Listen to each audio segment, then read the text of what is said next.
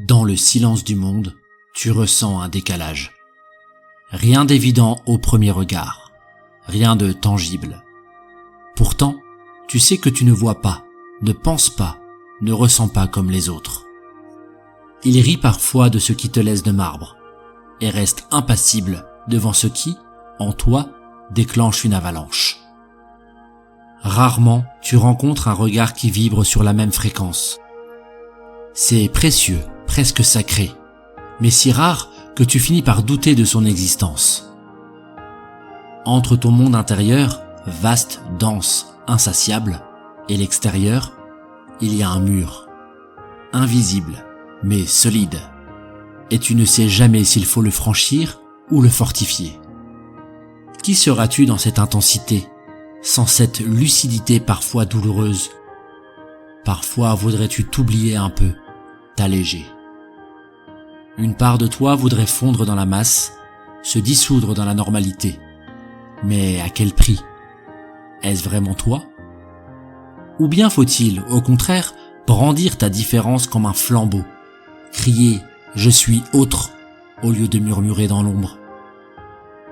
Ne rien dire, c'est te protéger, mais c'est aussi renoncer à être vu. En vérité, tu oscilles sans cesse, tu t'adaptes, tu codes ton langage, tu ajustes ton intensité, tu simplifies tes pensées, tu retiens tes élans. Sans cesse, tu te poses cette question. Est-ce trahir qui tu es ou simplement survivre? Tu voudrais qu'on te comprenne sans que tu aies besoin d'expliquer, qu'on t'écoute sans filtre, sans jugement, sans crainte d'être, tout simplement.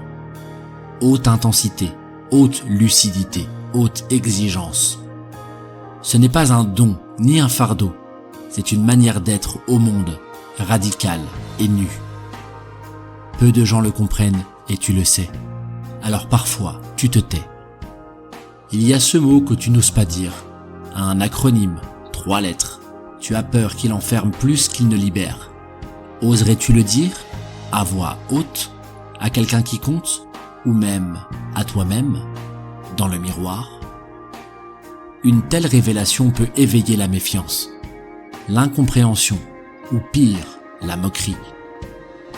Les étiquettes rassurent ceux qui les collent, mais elles peuvent rétrécir ceux qui les portent. Et toi, pourtant, il y a une clarté, un feu. Tu es différent, oui, et tu n'as pas à t'en excuser. Garder ça pour toi, c'est préserver un trésor, mais aussi t'imposer une solitude. Après tout, peut-être que le monde est prêt à entendre, peut-être pas, mais toi, es-tu prêt à parler? Rien ne t'oblige à révéler ce que tu es, mais rien ne t'interdit de l'assumer. Dans le secret ou à découvert, l'essentiel est de ne plus pouvoir avoir honte. Et si tu n'étais ni trop, ni pas assez? Et si tu étais juste comme tu es? Revenir à toi, te choisir, pas pour plaire, pas pour convaincre, mais pour vivre entier, pour soi. Oui, uniquement pour soi. Rien d'autre. Si un jour tu te le dis, que ce soit sans trembler, ou bien garde-le, mais avec amour. Il n'y a pas de bonne réponse. Il n'y a que celle qui te fait du bien.